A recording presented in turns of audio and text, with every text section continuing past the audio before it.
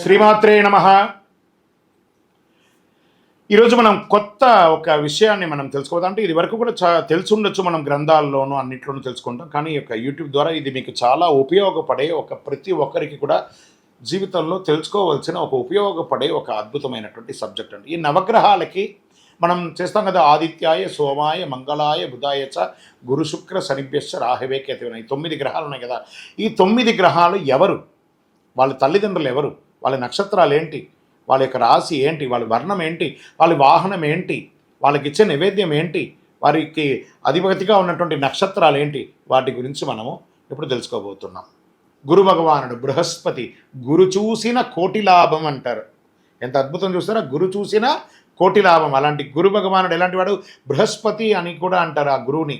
దేవతలకి దానవులకి గురువు అయిన శుక్రాచార్యుడికి గురువు ఇతను. సత్వగుణ సంపన్నుడు, పసుపు పచ్చ బంగారు వర్ణంలో ఉంటాడు. పేరు ప్రఖ్యాతలు, సంపద, తోడబుట్టిన వారి క్షేమం కొరకు, విద్య అభ్యసించడానికి కొరకు గురువుని పూజించాలి. ధనుర్రాశి మీనరాశికి అధిపతి ఉత్తరముఖుడై ఉంటాడు. అధిదేవత ఈయనకి బ్రహ్మ, ప్రత్యధి దేవత ఇంద్రుడు.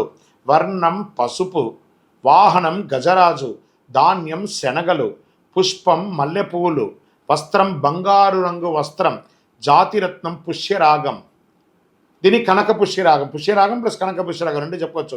నైవేద్యం శనగలతో కూడిన అన్నం, లేదా ఈయనకి ఇష్టం ఏమంటే ఆ శనగలు 108 ఒక మాలలాగా గుచ్చి ఆయనకు వేస్తే అద్భుతంగా ఆయన అనుగ్రహం ఇస్తాడు. గురు చూసిన కోటి లాభం కాబట్టి విజయోస్తు.